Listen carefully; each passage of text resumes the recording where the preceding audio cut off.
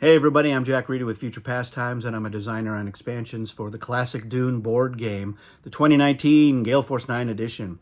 And in this video, I'm going to be talking about a power alliance that exists between the Atreides and the Emperor, or what I call the alternate path alliance.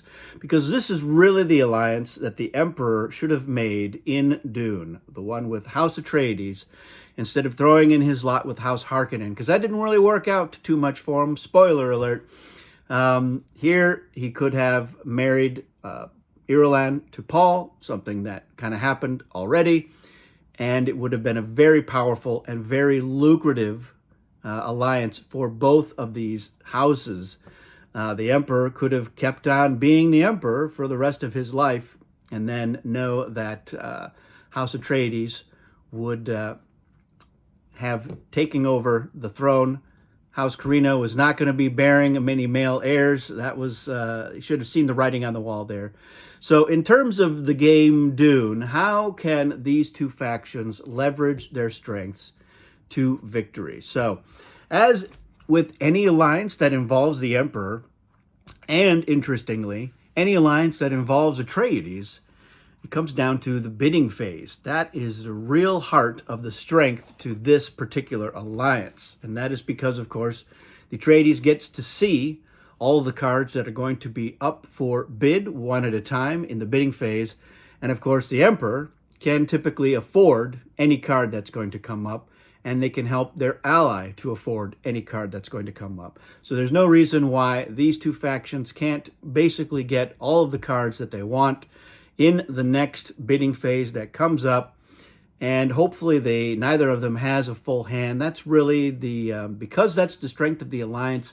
You want to make sure that one or both of these factions has maybe at most two cards by the time the nexus occurs, so that they can get hopefully four or more of the cards in the next bidding, especially if they are good cards. You want to pick up some weapons and defenses, keep them out of the hands of the other players, get them to bid on worthless cards or other cards that you don't think you're going to need, and then move into position to strike. So that wealth of the Emperor is going to be very key in helping Atreides to not only fill up their hand with good cards, but to be able to ship down in a sizable number of forces.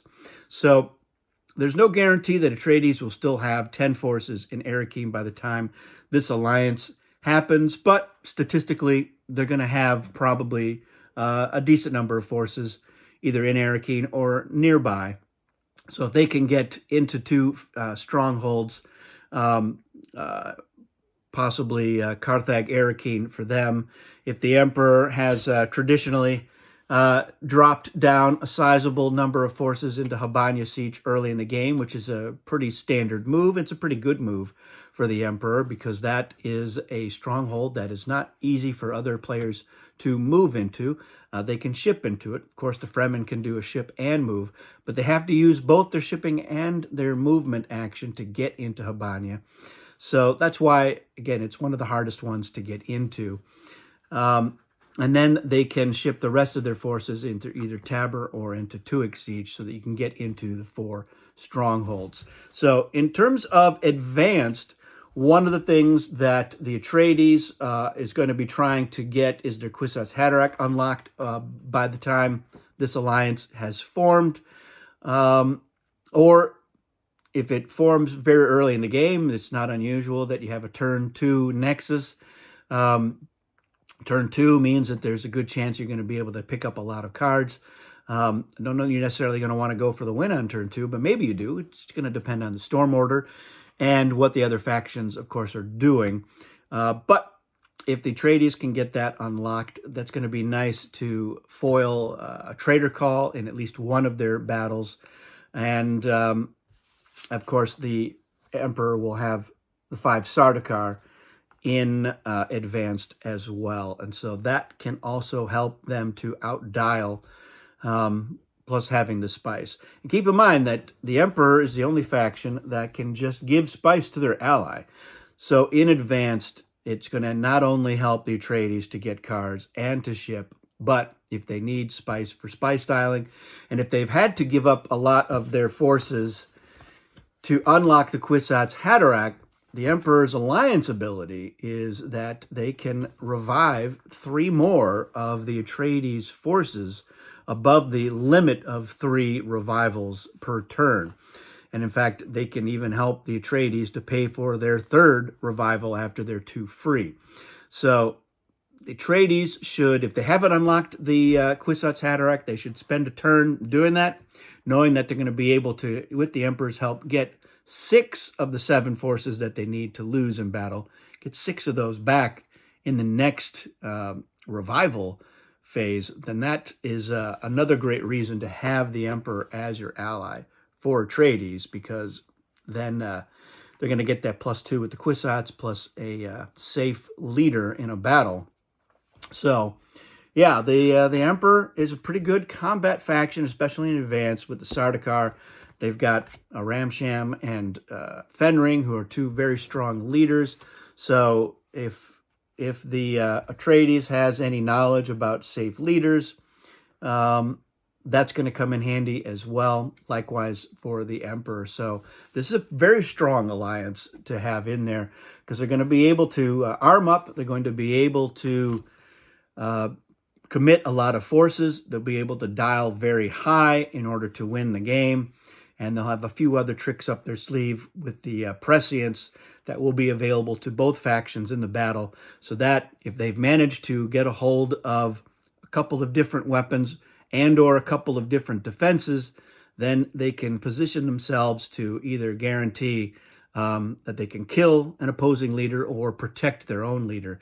And that's going to come down to the numbers. You're going to be able to look at the number of forces that you're in the battle with, knowing what you can dial and what they can dial as their maximum dial, plus the leader strength. So when you know that you've got a better leader and you can dial higher, then you're going to want to try to protect your leader rather than worrying about killing the opposing leader. But, if you're up against a Bene Gesserit or you're up against the Fremen, they've got very strong leaders. So being able to kill one of those leaders is going to help out as well. Bene Gesserit's going to be a little tricky, but they're going to have to do voice before prescience. So you may be able to account for the fact that you can't kill their leader or that you can't protect your own leader unless you've got some special cards that you can use to get around the voice in some way. So that's going to come in handy as well. The fact that the Atreides are hopefully tracking what everyone has, that's going to be important knowledge that they can share with the Emperor when they're making their battle plans. So they can say, yeah, I know that they don't have a shield. And now we can worry about, protecting ourselves from potential weapons, that sort of thing. So a very strong alliance. Again, it's the one I think that the Emperor should have made in the book. And so when it comes to the game, if you're the Emperor, you need to think about who it is that you're going to form an alliance with to try to win the game. It can be easier to win with a good ally, and the Atreides make a very good ally for the Emperor. And likewise, Atreides, knowing that there's a really good card up for bid, but not being able to afford it, is pretty gut-wrenching. But when you've got that sugar daddy of the rich Emperor, then you go for it. So let me know what you think of this alliance, the Alternate Path Alliance, and any interesting anecdotes of seeing this alliance in action or having to fight against it. How effective has it been for you, or have you seen it? And is it one that you think about forming right away? And part of it is positioning yourself. So for the Emperor to be an attractive ally, they want to be in a strong position on the board. That's why there's that classic move of putting down 8, 9, or even 10 of your forces into Habania. Nobody wants to pick a fight with you unless they have to, and so that's good. So then you've got your setup where you can drop the other 10 somewhere else, right on the top of another faction that is not really hoping or wanting to deal with 10 Emperor's forces, where some of them are also Sardaukar. So, and keeping in mind, the fact that the Fremen have to do a ship and a move to get to most of those strongholds. The Emperor may want to save Sardaukar for a fight against any faction other than the Fremen, because the Sardaukar just don't count as Sardaukar against the Fremen. So there you go. That's it for this one. Thanks everybody for watching, and we'll see you again soon.